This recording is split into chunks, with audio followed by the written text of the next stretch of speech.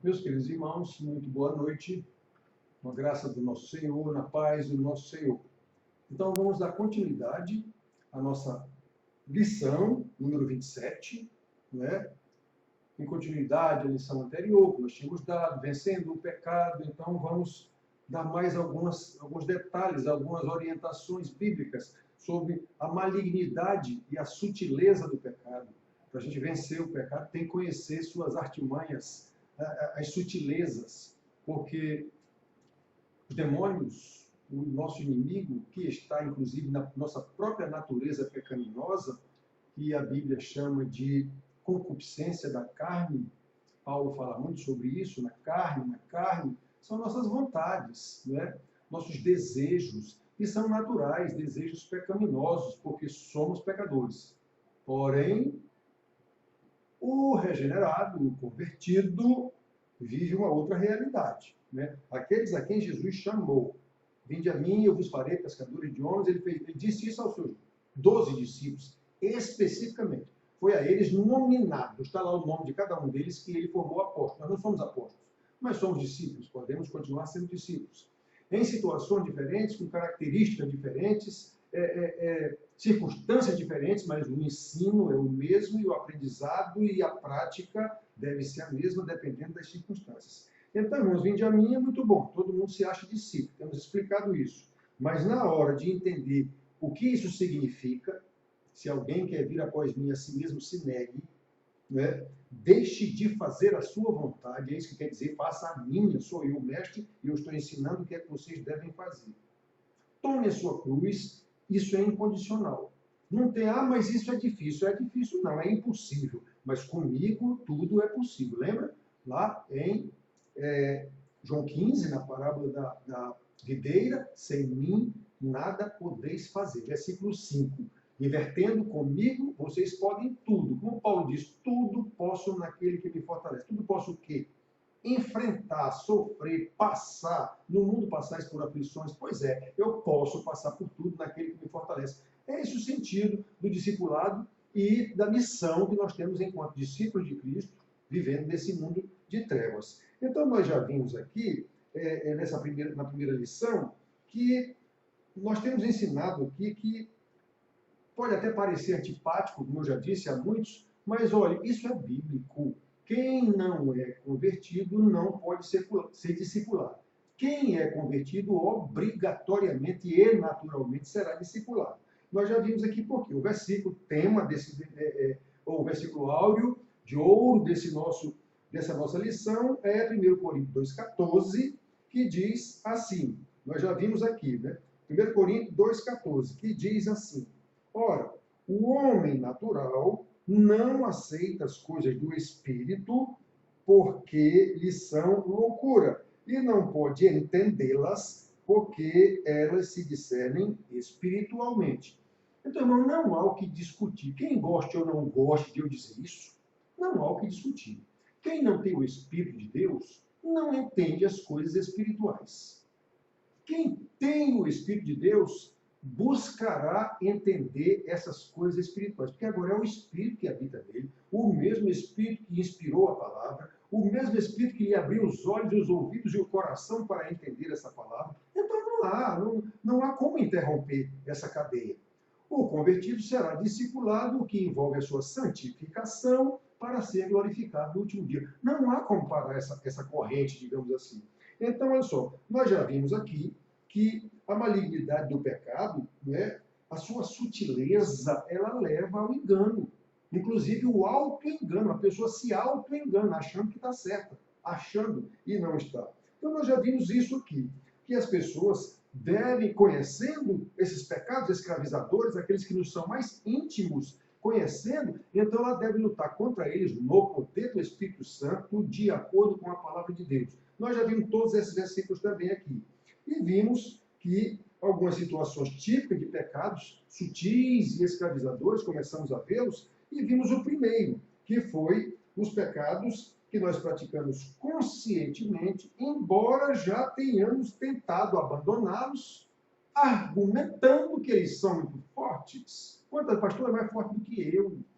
Mas não é isso que a Bíblia diz. Então, a pessoa, quando diz alguma desculpa sobre esses pecados, ele está desconsiderando a palavra de Deus. Ou falta de discipulado, ou falta de vergonha, como diria a mamãe, e lutar pelo que ele sabe que está errado. Então, já foi dito, já foi lido aqui, inclusive na lição passada, 1 Coríntios 10, 13, não vos será dado nenhuma tentação que não possais suportar, mas como Deus é fiel, juntamente com a tentação, vos proverá livramento. Então, nós sabemos disso. Então, ficar, mas sabe, o pecado é mais forte, eu tento, mas não consigo, não combina. Você está desconsiderando a palavra de Deus. Então, esse foi o primeiro que nós já vimos. Aquele que você pratica conscientemente, argumentando que o pecado é mais forte. Isso é desconsiderar a palavra de Deus. Então, vemos o segundo. O segundo são pecados que praticamos e depois lançamos a culpa nos outros, não é? O nosso fracasso é sempre atribuído a outras pessoas. E nisso aí, a psicologia nos ajuda muito. Qualquer psicólogo que você for falar com ele, vai tentar tirar a culpa de você, para você se sentir bem, para você elevar sua autoestima, seu autoastral. E isso é uma técnica, digamos assim, da psicologia. É fazer você se sentir bem. Peraí, mas eu vou me sentir bem contra o que a Bíblia diz? Nós somos crentes. Não estou aqui contra a psicologia, eu estou dizendo que a psicologia, em muitos aspectos, é contra a palavra de Deus. Porque ela é centrada no homem e a palavra de Deus é centrada em Deus. A perspectiva é a de Deus. A psicologia, a perspectiva é do homem, é do seu bem-estar. É para isso que eles estudaram e é uma ciência, para isso. Então nós temos que tomar muito cuidado. Já vimos isso aqui. Lançando a culpa dos outros, desconsiderando a palavra de Deus. Isso aconteceu com Adão, a mulher que tu me deste, aconteceu com Eva, foi a serpente. Então, na hora que somos confrontados com um pecado nosso, tendemos naturalmente a botar a culpa em alguém, né? Já vimos esses versículos aqui também. Então, outro, pecados que cometemos conscientemente e negamos a nós mesmos e aos outros que aquilo é pecado. Irmãos, há casos em que a gente está conversando com algum irmão e confrontando, que ele usa versículos bíblicos. Versículos bíblicos para embasar o seu pecado. Quer dizer, o cidadão fica negando a si mesmo que está em pecado e tenta buscar algum apoio, inclusive bíblico. Quantas vezes acontece isso? Então, olha só, obviamente desconsiderando a palavra de Deus. O versículo bíblico que ele está usando para tentar respaldar o seu pecado está totalmente fora de contexto. Totalmente. Porque nós vemos versículos bíblicos que contradizem, um contradiz o outro, mas na verdade ele não contradiz. Tem que ver em que circunstância ele foi dito. Em que circunstância ele foi dito. Em que circunstância esse outro foi dito. Tem que ver. Então isso não é contradição, é paradoxo. Então, às vezes, paradoxo são duas verdades, que todas as duas são verdades. E uma não está apoiando a outra, mas é em momentos diferentes, né? Eu sou filho e sou pai. Isso não é contraditório. Com relação à minha filha, eu sou pai. Com relação à minha mãe, eu sou filho. Então, isso não é contraditório. São duas verdades. Apenas são ditas em situações diferentes. Do jeito que eu saio por essa porta, eu entro no corredor. Então, eu saí do meu apartamento e entrei no corredor. O mesmo ato. É questão de ver qual é o ponto de vista. Então, nós temos que entender essas coisas. Então, nós estamos aqui, 1 Pedro 1, 14 a 17. Nós já lemos esse versículo, vamos ler vários versículos muitas vezes. 1 Pedro, de 1, 14 a 17, nós vemos Pedro chamando as pessoas às quais ele escreveu, e a nós, essa é a palavra de Deus, chamando, dizendo, como filhos da obediência. Lembra do chamado de Jesus? Negue-se a si mesmo. Isso chama-se obediência. Negar-se a si mesmo quer dizer deixar de fazer a sua vontade para fazer a vontade do mestre. Então, como filhos da obediência, não vos amoldeis às paixões que tinhais anteriormente na vossa ignorância. Então, antes de sermos convertidos, antes de sermos regenerados, nós vivíamos como o mundo, descendo a correnteza. Agora que fomos chamados pelo Senhor, no poder do Espírito Santo, vamos ter que nadar contra a correnteza. A volta é de 180 graus. Nós temos que entender isso. Então, agora, como filhos da obediência, não é? Pelo contrário, agora, segundo é santo aquele que vos chamou, tornai-vos santos também, vós mesmos, em todo o vosso procedimento, como está escrito. Sede santos, porque eu sou santo. Pedro aqui está citando a lei, está citando Levíticos. Ora, se invocais como Pai aquele que, sem acepção de pessoas, julga segundo as obras de cada um, portai-vos com temor durante o tempo da vossa peregrinação. Temor, isso é sinônimo de obediência. Por que eu temo? Porque eu sei que quem me está dando ordem é Senhor, inclusive da vida e da morte, do céu e da terra, do céu e do inferno. Eu sei quem é este Senhor. Então, quando eu conheço o Senhor, eis a importância de conhecer o Senhor e a palavra do Senhor, é porque nós o tememos. Nós sabemos quem é esse Senhor. Normalmente a gente tem medo de um soldado de polícia, de um juiz, do prefeito, sei lá o quê, e não teme a Deus. Você sabe o que um soldado pode fazer? Ele prender de forma equivocada, às vezes ele bate no meio da rua sem necessidade, não só porque ele é autoridade. Então, ele tem medo dessas coisas. Tem medo de um ladrão, de um bandido, que ele pode dar um tiro. Ora, Deus pode matar sem tiro, sem cacetete, sem nada. Ele é Senhor da vida e da morte. Mas a gente não tem o Senhor. Não considera o Senhor como Senhor. Na verdade, nem sabe o conceito do termo Senhor, como está escrito na Bíblia. Senhor da Bíblia é dono absoluto, que pode fazer qualquer coisa com aquilo que está no âmbito do seu senhorio. É isso que é Senhor. Nós sequer temos esse conceito de fato, porque não conhecemos. Senhor para nós é apenas um pronome de tratamento. Então, irmãos, vamos ver isso aqui. Até já lemos aqui, 1 João 8, logo na sequência. Primeira carta de João 1, 8, ele diz: se dissermos que não temos pecado nenhum, a nós mesmos nos enganamos, e a verdade não está em nós. Então, esse negócio de dizer não é pecado, não. Você está se enganando, meu amigo. Nós vimos ali em Pedro agora que temos que viver como filhos da obediência. O que é obediência? Deixar de fazer a minha vontade para fazer a vontade daquele que me está ordenando alguma coisa, que é o Senhor Jesus, o Mestre. Vinde a mim. Ele não disse, vinde a mim, eu vos farei pescador de homens? Venham ser meus discípulos. Só que para ser meu discípulo vai ter que me obedecer. Não é? Até porque, depois de ser discípulo do Senhor, nós nos tornamos mestres e temos que fazer discípulos, novamente, como ele mandou aos seus apóstolos, e de fazer discípulos. Foi essa a ordem. Como é que se faz discípulo? Em primeiro lugar, pregando o evangelho, está lá, final de Mateus. E de fazer discípulos. Aí como é que se faz discípulo? Está desmembrado. Pregando o evangelho, batizando aqueles que forem convertidos e ensinando-lhes tudo quanto vos tenho ordenado. Olha a ordem que Jesus mandou. Foi a ordem que os apóstolos cumpriram e a igreja, na sua cultura, mudou isso. Né? Por causa do empoderamento do clero, então nós pregamos o evangelho. A pessoa que disse que se converteu, até bem pouco tempo atrás, tinha que passar 3 anos fazendo um curso de catecúmeno para poder ser batizado. Isso é o empoderamento do clero. Sou eu que digo se você pode ser batizado ou não. Não foi isso que Jesus mandou, nem foi isso que os apóstolos fizeram. Quem creu, batize.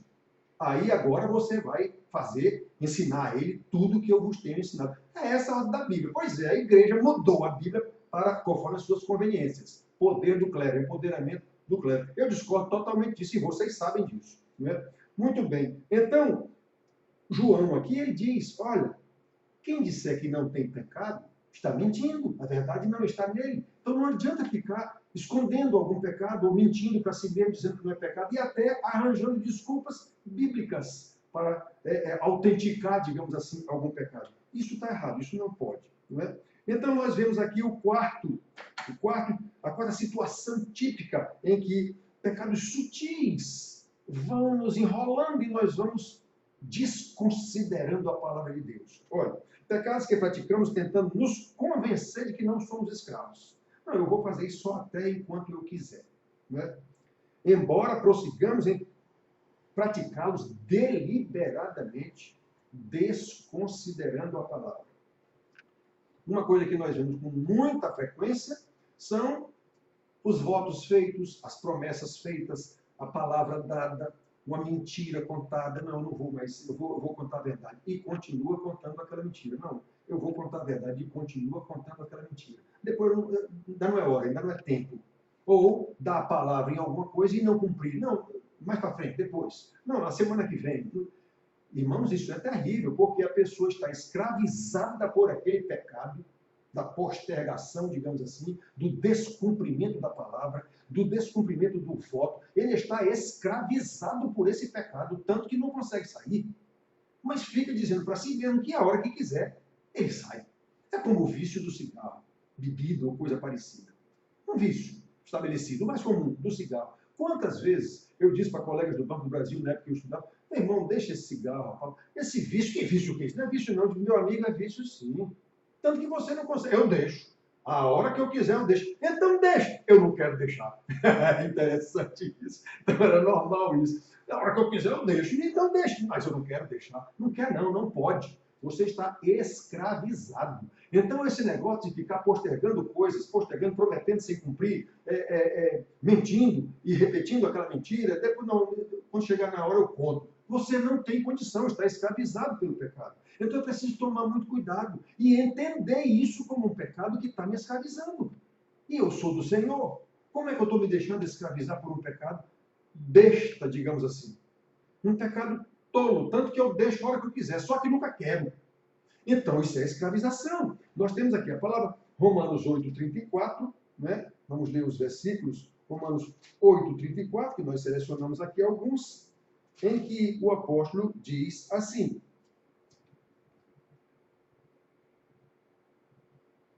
quem os condenará? Romanos, não, eu acho que eu errei aqui o versículo. É Romanos 6,16. O 8:34 era de João, que a gente leu.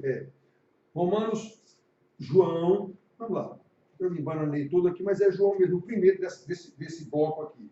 8:34, que a gente conhece muito, até porque é o Senhor Jesus falando naquela mesma que ele disse: o Filho vos libertar, verdadeiramente serei livre. Mas ele diz aqui no 34, em verdade vos digo, todo aquele que comete pecado é escravo do pecado. Então, isso vai dizer que, não, depois eu deixo. Nunca deixa. Você está escravizado pelo pecado. Se, de fato, não for liberto e libertado pelo Senhor Jesus, como ele diz, vai continuar nesse pecado. E eu conheço casos que vem repetindo há anos, embora seja cobrado direto, vou, cobrado direto, vou, e nunca vai. Então, isso é escravidão do pecado. É preciso considerar, peraí, que servo eu sou do Senhor Jesus? Como é que eu digo que fui liberto? Eu sou servo do pecado? É só, como eu já disse para vocês, o pecado é tão desgraçado que sequer permite que a pessoa faça um julgamento honesto de si mesma. A pessoa não consegue fazer. Então, nós vemos aqui agora, sim, Romanos 6,16. Vamos para lá para Romanos 6,16. Romanos 6,16. Ele diz assim: não sabeis que aquele a quem vos ofereceis como servos para a obediência, desse mesmo a quem obedeceis sois servos, seja do pecado para a morte ou da obediência para a justiça?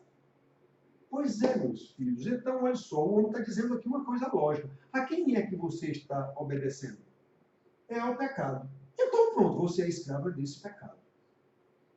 A quem você está obedecendo? Ao Senhor que disse: vinde a mim, né? Negue-se a si mesmo, tome a sua cruz e siga-me. É isso que você está fazendo, lutando contra a sua concupiscência, contra as suas vontades, contra as suas mentiras, que você sabe que é mentira, mas continua repetindo.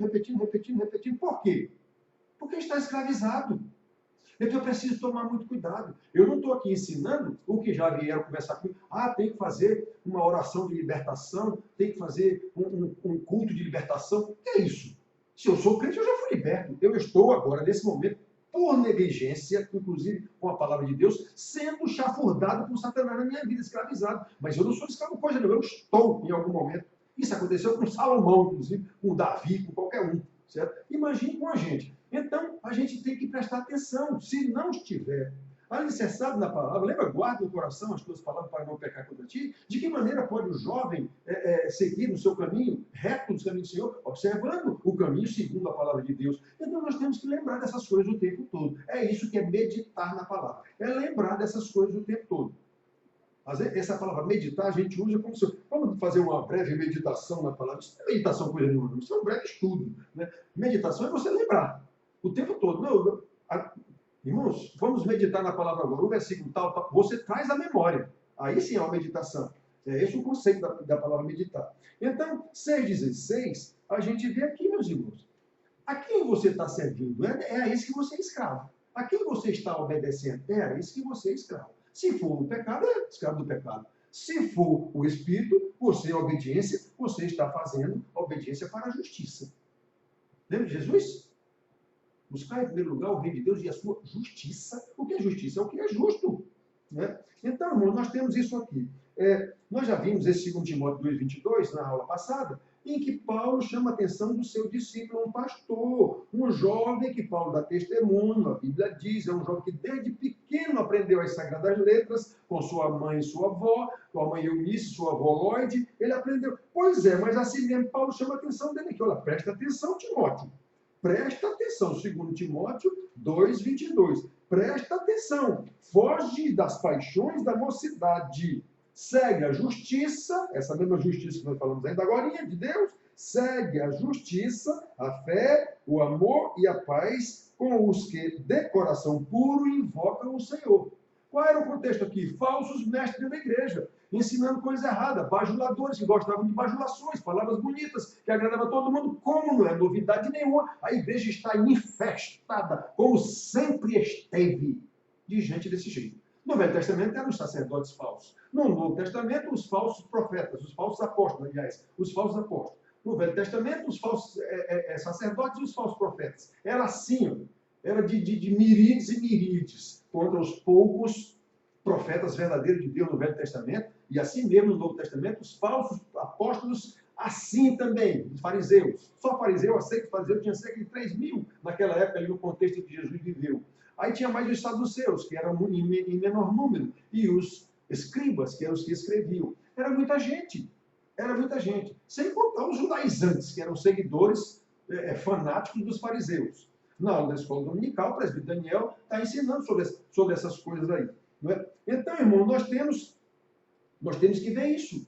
Cuidado, Timóteo, não vai na onda desses caras. Timóteo ainda era relativamente moço com relação aos anciãos. Ele ainda era moço. Então, cuidado, Timóteo. Tu não vai te deixar envolver por isso. Não vai deixar o sucesso subir a cabeça, não vai pregar o que os caras estão querendo ouvir. É esse o contexto aqui.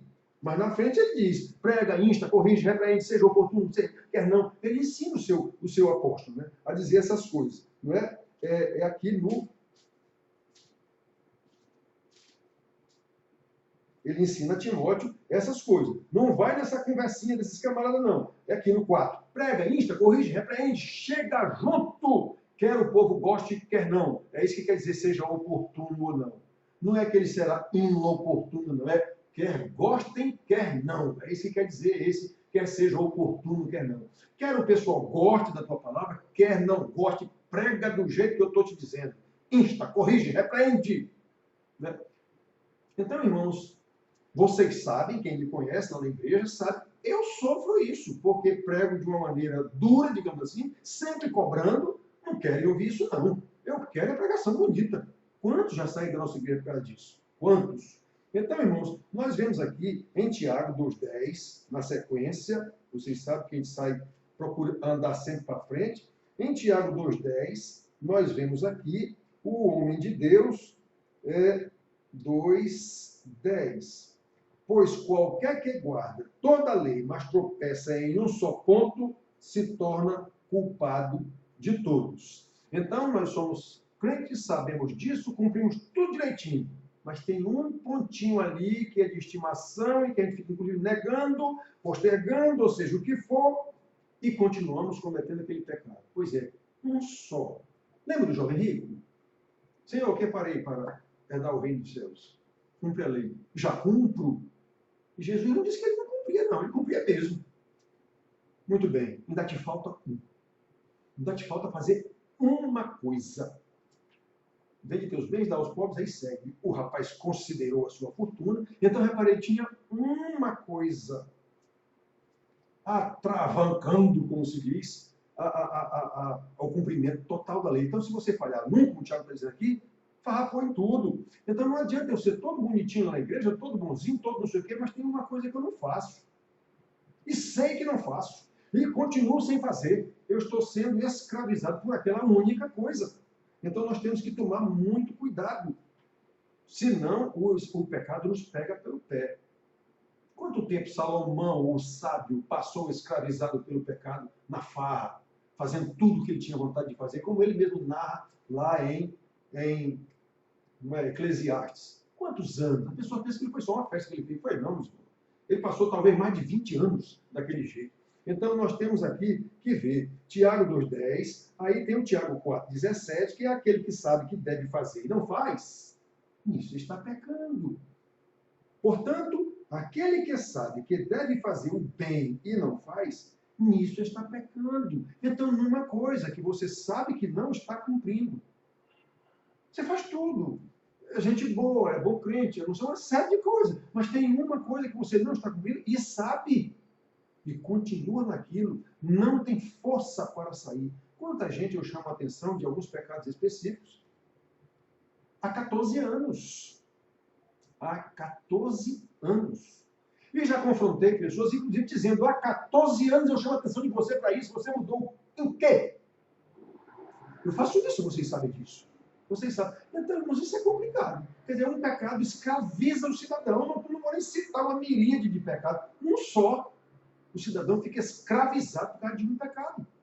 Então, nós temos que tomar muito cuidado. Estamos vendo aqui. Isso é uma situação típica de pecado escravizador. Aquele pecado que você não tem coragem de lutar contra ele, não tem coragem de confrontar. Seja a falta de autoridade para os filhos, seja a falta de liderança da sua casa, uma série de coisas. Seja a promessa que você faz e não cumpre, seja a sua palavra dada que não cumpre, seja uma mentira que você conta direto e fica vivendo nessa mentira a vida inteira, escravizado dessa mentira, de uma situação que foi armada por causa de uma mentira e continua nisso o resto da vida. Então é complicado um negócio desse, né?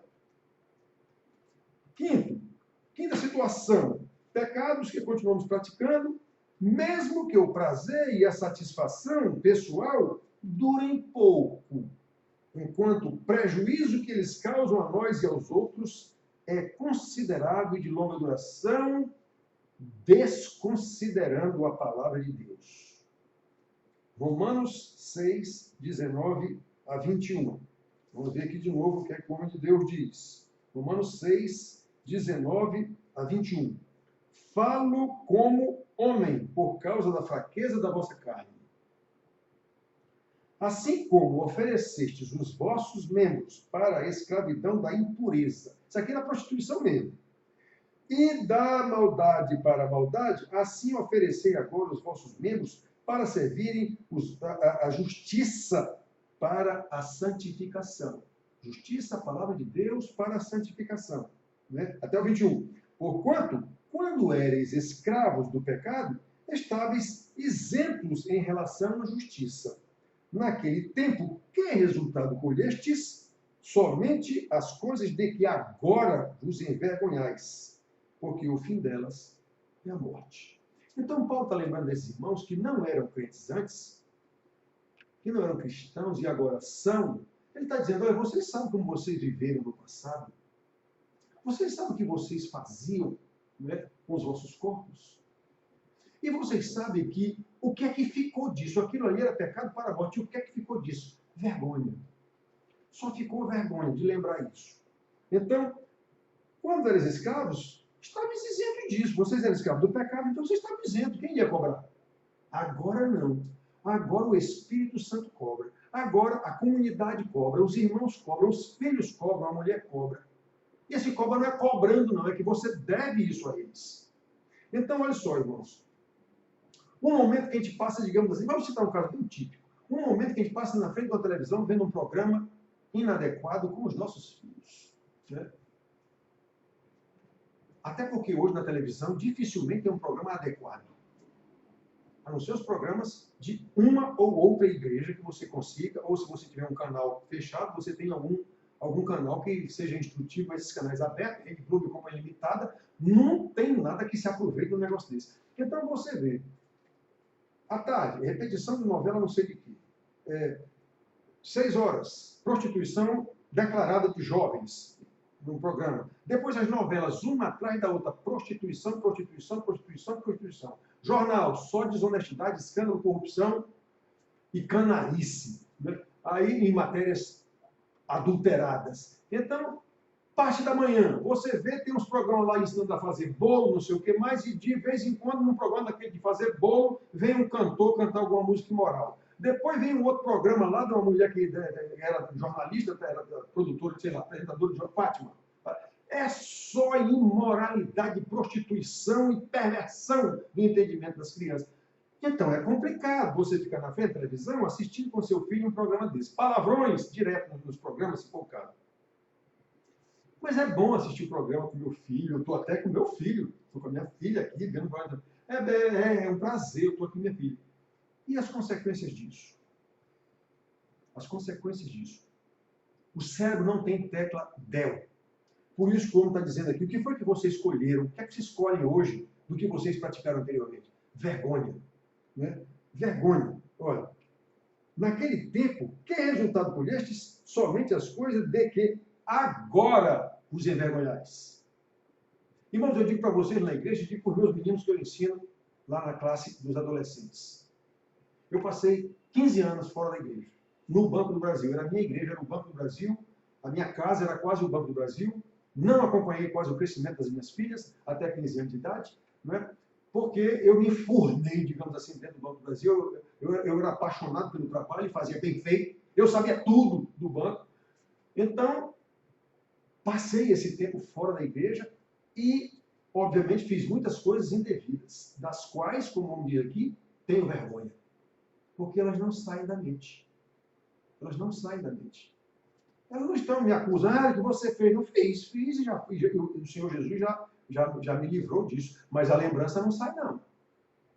Já houve ocasião de até irmão meu, também pastor, dizer, mas você fez isso e tal. Ele fez, mas isso já foi perdoado.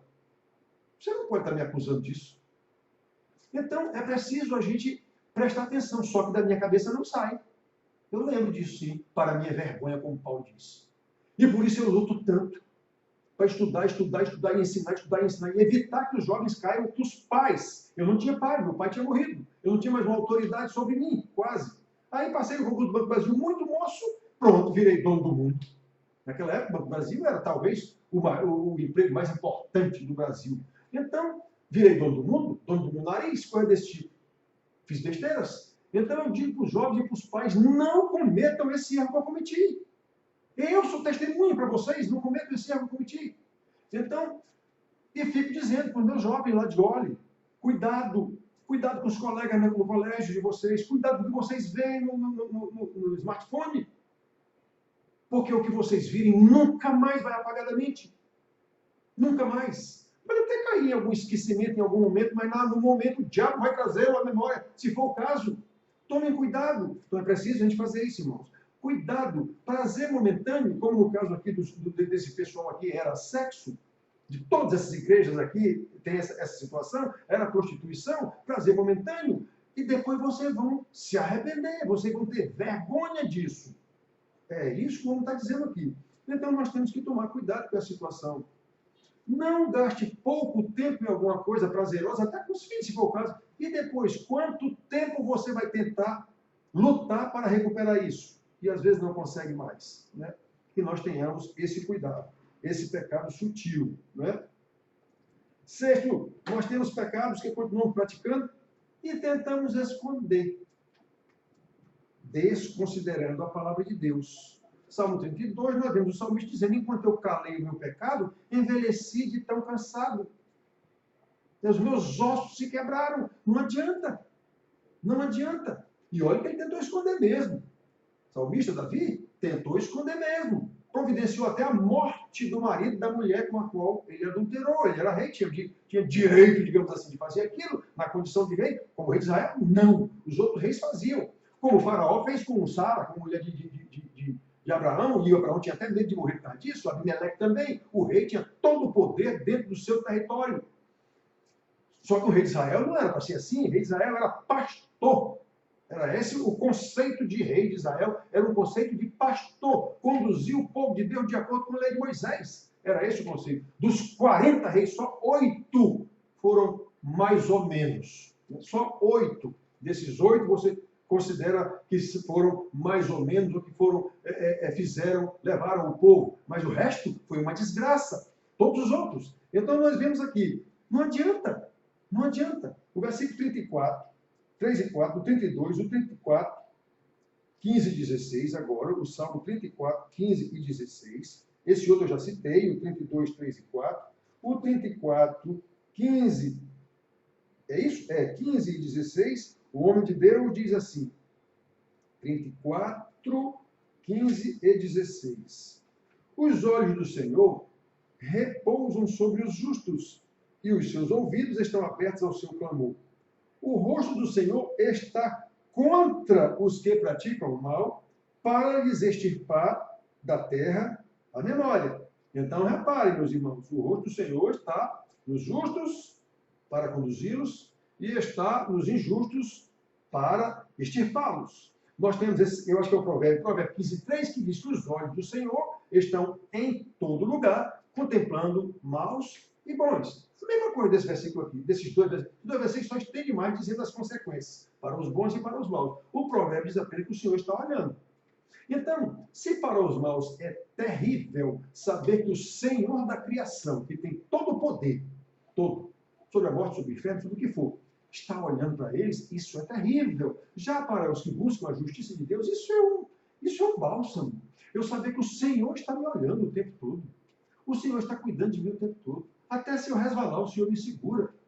E isso, obviamente, não é uma liberação para que eu resvale. Claro que não. Né? Pecaremos, então, bastante para ter bastante graça? Já vimos Paulo dizendo isso aos Romanos. Não. Muito bem. Então, irmãos, João 3,19, 20, 19 até 21, João 3, de 19 até 21, onde Deus diz, aliás, é Jesus mesmo dizendo a Nicodemo, naquela conversa dele com Nicodemos, o julgamento é este, que a luz veio ao mundo e os homens amaram mais as trevas do que a luz, porque as suas obras eram más. Pois todo aquele que pratica o mal aborrece a luz, e não se chega para a luz, a fim de não serem arguídas as suas obras. Vocês já viram alguém, hoje não, até bem pouco tempo atrás já até tem melhorado, agora com o novo governo tem melhorado, mas até bem pouco tempo atrás ninguém nem escondia mais namoro imoral, por exemplo. Né? Mas no meu tempo de jovem, ainda negócio de namoro, quando você queria namorar um namoro mais apimentado, você ia para junto de um muro escuro lá, onde ninguém estava vendo. Obviamente, as suas obras eram más, ninguém podia ver. Então ele está dizendo aqui, Jesus dizendo aqui, né, foi na conversa lá com Nicodemo, não sei se depois no contexto aqui é o mesmo, ele dizendo isso, o Filho do Homem é a luz, mas as pessoas não querem. Por quê? Porque suas obras são más, e ninguém faz más obras à luz, para que todo mundo veja. Você vai fazer no escondido. Pois é, irmãos, então, quando nós continuamos tentando esconder alguma coisa, é porque é pecado. Por que você não conta para os outros? Eu me lembro que uma vez um presbítero lembrou que, normalmente, esses camaradas da igreja, presbíteros, pastores, especialmente oficiais da igreja, só confessam o adultério, por exemplo, que é um dos mais comuns, quando são apanhados. Aí ele confessa. Não precisava mais confessar, já foi apanhado. Roubo de dinheiro da igreja é comum. Também aliás, não é tão raro um tesoureiro lançar mão do dinheiro da igreja. Não é tão raro isso. Só confessa quando é apanhado. Por que ele não confessa logo? Se fosse o caso de ele dizer, rapaz, esse negócio não está certo, eu vou chamar um presbítero, eu vou chamar um pastor e vou confessar para reparar meu erro. Não, ele só confessa depois que é apanhado. Aí essa confissão já não tem mais valor. E conhecemos casos em que aconteceu isso, adultério, foi apanhado, confessou, foi digamos assim, expulso da função e continuou. Não alterou nada. Como dizia a mamãe, com a mesma cara lisa, continuou fazendo o que fazia. Outros sequer foram, esqueci a palavra agora, mas seria demitidos. Sequer foram demitidos. Continuam na função, fazendo, para vocês verem a vergonha da igreja, continuam na função que tinham, com todo o pecado que cometeram e que foi descoberto, e porque foi descoberto, confessou. Sim, mas continua na mesma situação. Então é complicado isso. Nós não podemos isso. Nós estamos vendo aqui que é preciso, se você está em pecado, naturalmente você vai querer esconder isso. e fica achando que está em ordem, porque ninguém está sabendo, então está em ordem. Tá não, vai aparecer. Jesus mesmo disse isso. Nada é feito às escondidas que não venha a ser descoberto. Né? Então, olhem só, Efésios 5, 11 e 12. Efésios 5, 11 e 12. Efésios 5, 11 e 12. E não sejais cúmplices nas obras infrutíferas das trevas, escondido. Antes, porém, reprovai-as, porque o que elas fazem em oculto, o só referir é vergonha. Então, se você está escondendo alguma coisa, com certeza é coisa errada, tanto que você não quer que ninguém saiba.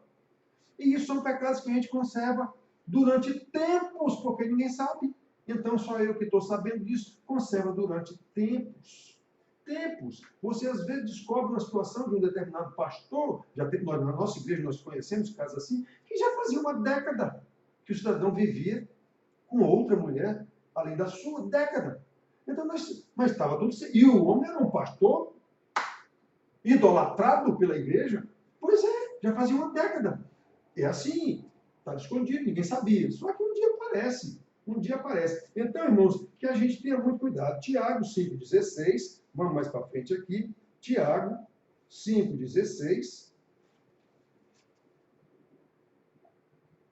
Tiago 5,16, na situação em que os irmãos se encontravam lá, pelo contexto, havia doença entre os irmãos por causa de pecado, existia pecado específico que estava dificultando a situação lá, e Tiago diz assim, depois de chamar, de dar uma série de outras instruções, ele diz assim, confessai, pois, esse pois é uma digamos assim, é uma confirmação do que foi dito, é um resumo do que foi dito ali, com base no que foi dito, confessem os vossos pecados uns aos outros e orai uns pelos outros para serdes curados. Muito pode, por sua eficácia, a súplica do justo. Dependendo da situação, talvez nós nem tenhamos casos que se apliquem hoje a nós. Naquele tempo, no início da igreja, Deus trabalhou com a igreja de uma forma diferente de hoje. Nós vemos o caso clássico de Ananias e Safira, em que Deus os fulminou porque estavam mentindo. Deus não faz mais isso hoje, senão não ficavam vivos dentro da igreja. Né? Então, há situações aqui na igreja iniciante em que o tratamento do Espírito Santo era um. Não, isso não se repete hoje, pelo menos não há qualquer promessa de que se repetirá. Pode acontecer? Pode, Deus pode tudo, mas não há promessa que se repetirá. Então, nós não temos conhecimento, digamos, de casos de doença na igreja que é consequência de pecados e a gente sabe disso. Não. Embora haja quem diga isso. Quando um homem adoece de próstata, é comum alguém dizer, vai ver que ele está adulterando, um homem casado. Eu já ouvi isso tantas vezes. Vai ver que ele está adulterando. Não, nada a ver. Pode ter? Pode, mas não existe base bíblica para ninguém afirmar isso. Então nós temos que conhecer a palavra de Deus, irmãos. É por isso que nós temos que conhecer a palavra de Deus. Não precisamos esconder as nossas práticas. Ao contrário, como discípulos de Jesus, segundo os ensinamentos e a missão que dele recebemos, as nossas práticas devem ser vistas pelo mundo para louvor da glória de Deus. Ele diz que nós sejamos luz, o mundo tem que ver nossas obras, é isso que ele diz. Romanos 5, 14 a 16, ele diz, Romanos não, Mateus. Mateus 5, cadê? 5, 14 a 16. Ele já havia dito, eu sou a luz do mundo, nós sabemos disso, e agora depois vocês, agora são a luz do mundo. Pastor Antonino um dia pregou na igreja desse texto, dizendo, Jesus era a luz do mundo, pois ele transferiu isso para a gente. Então, olha, vós sois a luz do mundo. Não se pode esconder a cidade edificada sobre um monte, nem se acende uma candeia para colocá-la debaixo do alqueire, mas no velador, e alumia a todos que se encontram na casa. Assim, brilhe a vossa luz também diante dos homens, para que vejam as vossas boas obras e glorifiquem a vosso Deus que está no céu. Então, as pessoas têm que ver as nossas boas obras. O que são essas boas obras? Não são, na verdade, nossas, são de Deus, as quais ele de antemão preparou para que andemos nelas, como está escrito em Efésios, não é? Capítulo 2, versículo 10. Na verdade, as nossas boas obras são obras de Deus, em nós, para que o mundo veja. Do jeito que as nossas más obras são obras de Satanás. Em nós também estamos escravizados por ele, por demônios, que é a nossa própria concupiscência a serviço dele. Então, nós temos que tomar muito cuidado, conhecer. Os apóstolos aprenderam pessoalmente com o mestre. Aquilo que o Senhor Jesus disse foi ao discípulo que ele chamou na beira do lago de Genezaré, ou o mar da Galileia. Não foi a mim que ele chamou aqui, foi a eles, pessoalmente. Sim, mas esse ensinamento foi mandado a eles que fizessem discípulos de forma que chegasse a nós aqui. E os discípulos escreveram aquelas cartas, certamente não sabiam que aquilo ia virar escritura encadernada ou feito rolo, como eles tinham o Velho Testamento. Eles não sabiam disso, eles estavam escrevendo cartas para as igrejas. Né? E virou, o Espírito Santo cuidou disso, virou a escritura que nós temos hoje aqui. Então essa carta, como é a palavra de Deus, serve para todo mundo. Os evangelhos é uma história de Jesus, de como ele veio, como ele viveu, como ele morreu, como ressuscitou. É uma história de Jesus, que já estava prometido no Velho Testamento, para a gente saber que Deus cumpriu a sua palavra.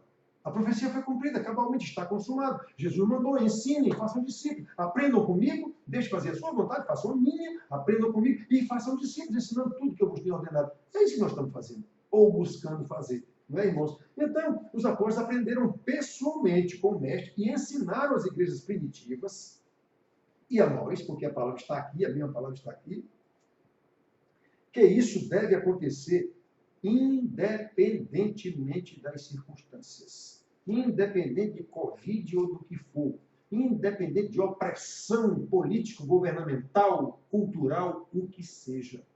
Não há qualquer mandamento para a gente reagir a esse tipo de coisa de igual para igual. Não, nós temos é que aceitar, entendendo que o Senhor Jesus está no comando de tudo e fazer o que tem que ser feito. Fazer o que nós temos que fazer. Apresentar nossas boas obras. Pedro explica isso muito bem. Está aqui, 1 Pedro 2, 11 e 12. 1 Pedro 2, 11 e 12. O Senhor Jesus também ensinou isso. Mas 1 Pedro, capítulo 2, 11 e 12. Amados, exorto-vos que, como peregrinos e forasteiros que sois, eles eram os irmãos da dispersão, eles não estavam na sua terra, né?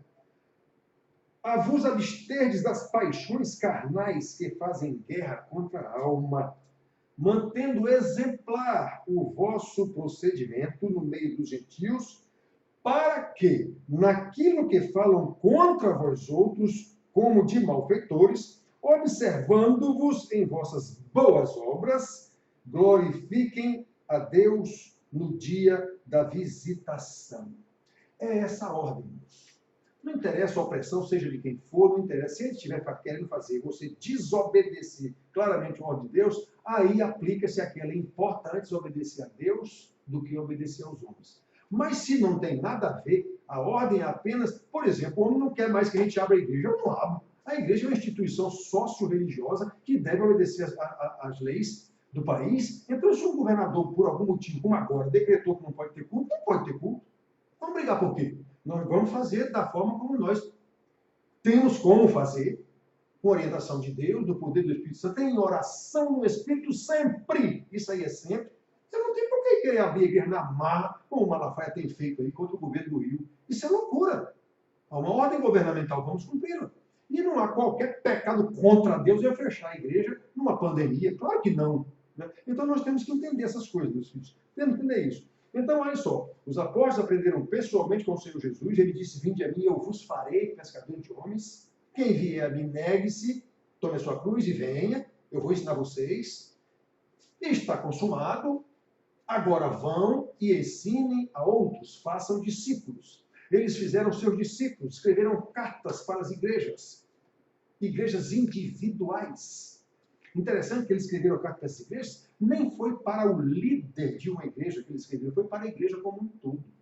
Podem reparar, não tem nenhuma carta aqui endereçada ao pastor da igreja, só a de Jesus, lá no Apocalipse. Aquela foi endereçada ao pastor das igrejas. Mas essa de Paulo, de Pedro, de João, de Tiago, foi endereçada ao povo como um todo. Né? Provavelmente era para ser lida no meio da congregação, para todo mundo ouvir aquilo. Então, eles ensinaram, irmãos. Está aqui na Bíblia, os ensinamentos. O que nós não podemos fazer, enquanto igreja, é mudar o que está escrito aqui, como foi o caso que eu falei ainda agora do batismo. Jesus mandou batizar na hora, os apóstolos fizeram isso na hora. Como é que a igreja inventou de passar 3 anos primeiro ensinando ao camarada para ele poder se batizar. Isso é arrogância do clero da igreja para querer ter poder sobre os outros. Só isso. Então nós temos que fazer o que o Senhor nos mandou fazer. É esse o discipulado. É ver o que é que está escrito aqui, como é que nós aplicamos isso, porque da maneira como foi aplicado lá, foi lá. Então vamos ver como é que se aplica aqui na nossa realidade e vamos fazer como o Senhor nos mandou. É isso que é o discipulado. Então na próxima aula, na sexta-feira, nós teremos já uma nova lição. Tá certo, meus queridos? Deus abençoe a todos, tenham uma boa noite, um beijão no coração de todos. Tchau.